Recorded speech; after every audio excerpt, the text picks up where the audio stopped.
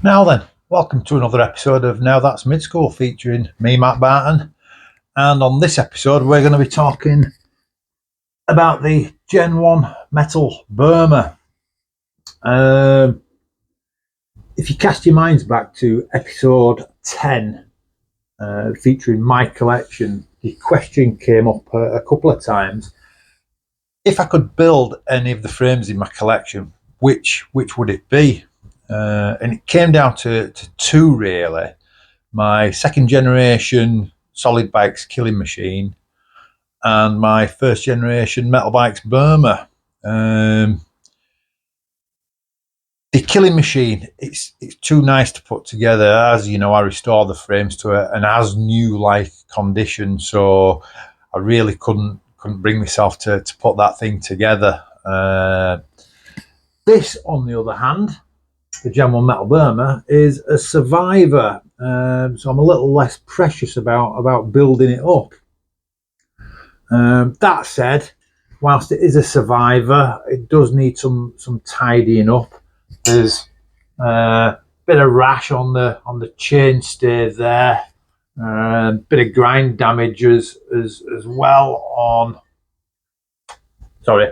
that chainstay, and a bit of grind damage on the dropout. So I think what I'm going to do is I'm going to build it, but before I do, I am going to freshen it up. So I'll take the belt file, smooth out this grind rash on the chainstay. Not going to touch the dropout. Then I'm just going to strip it and send it off for powder coating for a nice fresh coat of gloss black. Quite a special frame, the Metal Bikes Burma. I don't think there were many made. I can't tell you for sure, but I suspect maybe around about 100, give or take. I've only ever seen two. This one and another one on my Metal Bikes owners group on Facebook. They are the only two I have ever seen pictures of on the various forums, be it the museum, the Facebook Midschool groups, anywhere. They just don't come up. How do you spot a Gen 1 Metal Burma from the other three Metal Burma generations? So, Gen 1s, let's start at the front. The head tubes are exactly the same on generations 1, 2 and 3. On the fourth generation, there's a bit more machining goes off. It's machined all the way down from the top and it just flares out ever so slightly at the bottom. Next up, we've got the gussets. No top tube gusset on the Gen 1. Gen 2s had double gussets, top and down tube. Gen 3, no gusset on the top tube. Gen 4, back to double gussets. The brake hardware, cable guide, cable stop and lugs all remain the same. Next up, unique to the Gen 1 is the junction where the top tube, seat stay and seat tubes meet. As you can see, the seat stays adjoin the seat tube and are almost in line with the top of the top tube.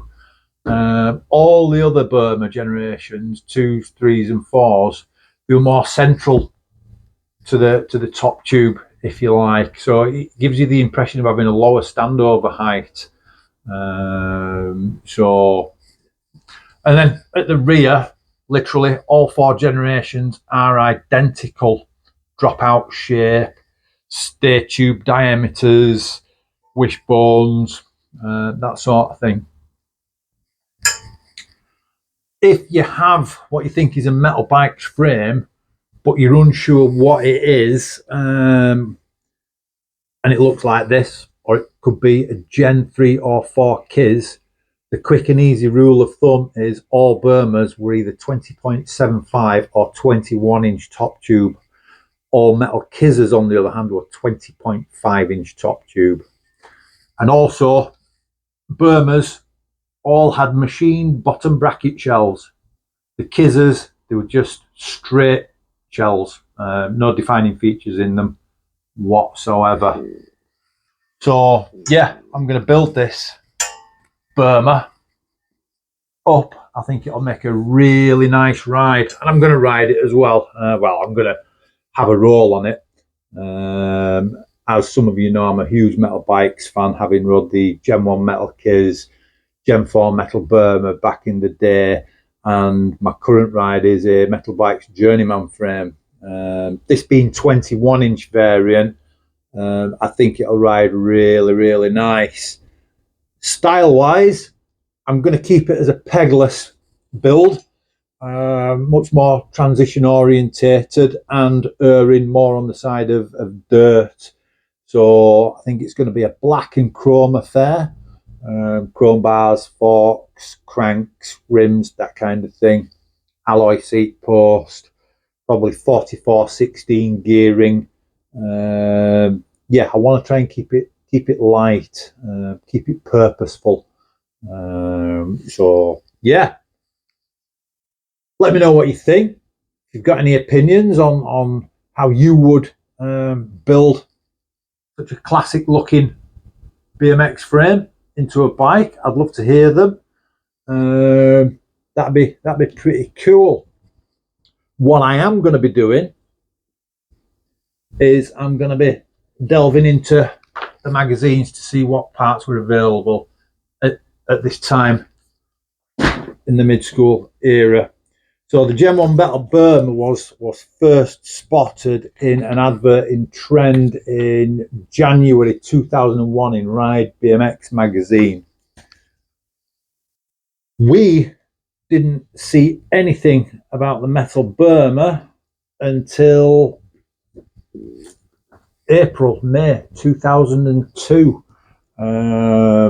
And there's a frame check, and it's a Gen 2 Metal Burma.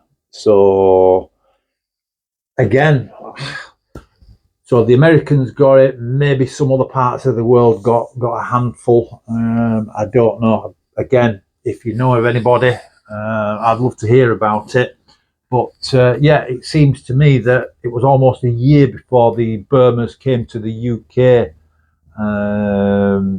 So Gen 1s, I'm going to guess, are pretty rare sightings indeed. To be fair, you don't see many Burmas full stop. There's a few on the Metal Bikes Owners group in the various Burma albums, but compared to the Kizzers, not many at all. So what I'll be doing is building this up over the course of the next 12 months. Keep you updated on the Instagram, and then once it's done, do a final sort of walk around of it, guided tour of the final build. So look forward to that. In the meantime, look after yourselves. We'll see you on the next episode. See you later.